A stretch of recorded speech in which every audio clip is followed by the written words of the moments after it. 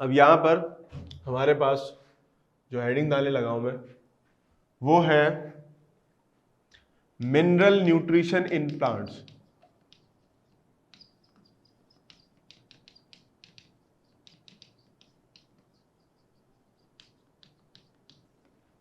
Mineral nutrition in plants, plants में minerals कैसे acquire किए जाते हैं।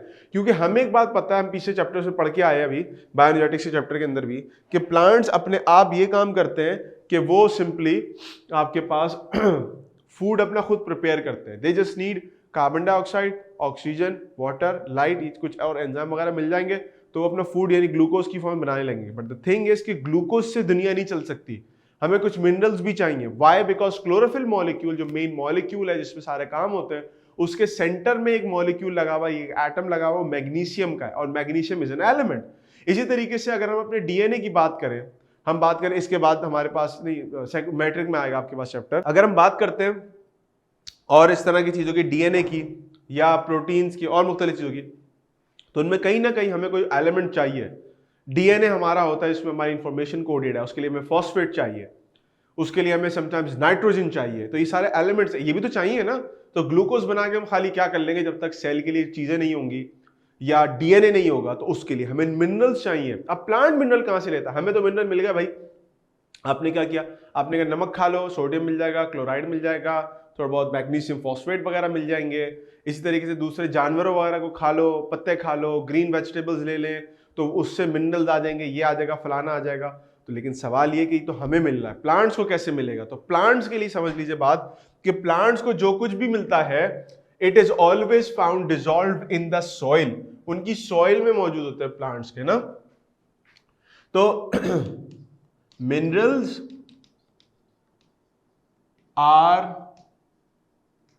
Found in the soil, soil में डिसॉल्व होते हैं मिनरल्स। अच्छा, सॉइल में कैसे आते हैं? सॉइल में इस तरह से आते हैं कि जाहिर सी बात है, ये जब हमारी अर्थ थी शुरू में, तो इसमें जो मिनरल्स थे वो या तो रॉक्स की फॉर्म में आए, किस इधर से बाहर से आए, या नीचे से जब लावा स्प्यू होता है उसमें से बहुत सारी चीजें निकलती हैं, तो या तो कॉमेट्स के थ्रू, वो जो सितारे या मीटियोराइट्स आके गिरते हैं, या फिर लावा मैग्मा जब बाहर निकलता है तो उसके जरिए बहुत सारे मेटल्स और आयंस बाहर या एलिमेंट्स बाहर निकलते हैं।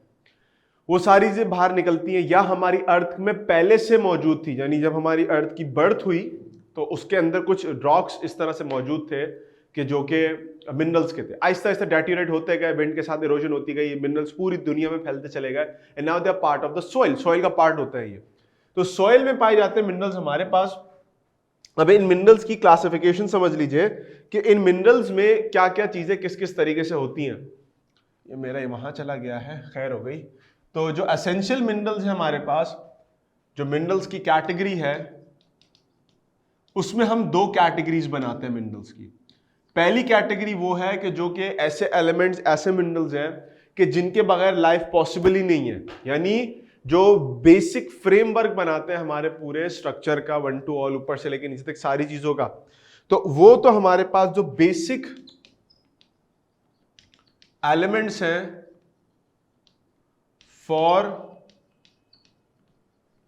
फ्रेमवर्क, बेसिक एलिमेंट जो फ्रेमवर्क बनाते हैं किसी भी स्ट्रक्चर, किसी भी चीज का, वो तो ये हो गया। अब इसके अंदर तीन चीजें आ जाती हैं, इसमें तीन चीजें आ जाती हैं, एक आपकी कार्बन, एक आपका हाइड्रोजन और एक आपकी ऑक्सीजन। कार्बन, हाइड्रोजन, ऑक्सीजन, तीन चीजें इसमें आ गई। अब आ जाते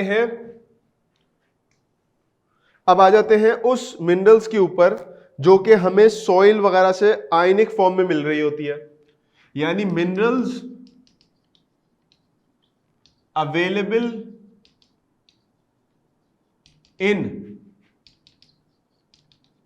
आयनिक फॉर्म, मिनरल जो आयनिक फॉर्म में अवेलेबल होते हैं। ठीक हो गया। अब इसकी भी दो कैटेगरीज हैं। पहली कैटेगरी आपके पास मैक्रोन्यूट्रिएंट्स की है और दूसरी माइक्रोन्यूट्रिएंट्स की है। मैक्रो मींस ज्यादा बड़े वाले, ज्यादा तादाद में चाहिए, और माइक्रोन्यूट्रिएंट्स वो कि जो कि इतनी तादाद में नहीं चाहिए हमें। माइक्रोन्यूट्रिएंट्स वो जो इतनी तादाद में नहीं चाहिए।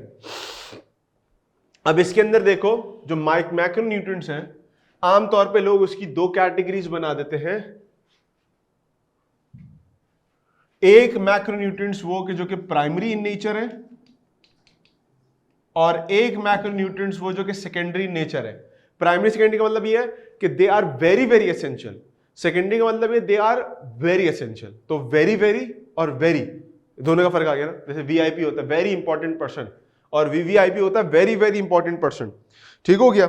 अब इसमें हमारे पास क्या चीजें आ गई, जो प्राइमरी है उसमें आ गई नाइट्रोजन, उसमें आ गया फॉस्फेट, और उसमें आ गया पोटेशियम के पोटेशियम। तीन चीजें आ गई। अगर हम सेकेंडरी में देखें तो इसमें हमारे पास कैल्शियम आ गया, इसमें हमारे पास मैग्नीशियम आ गया, और इसके अंदर कैल्शियम मैग्नीशियम के अलावा हमारे पास मौजूद है सल्फर।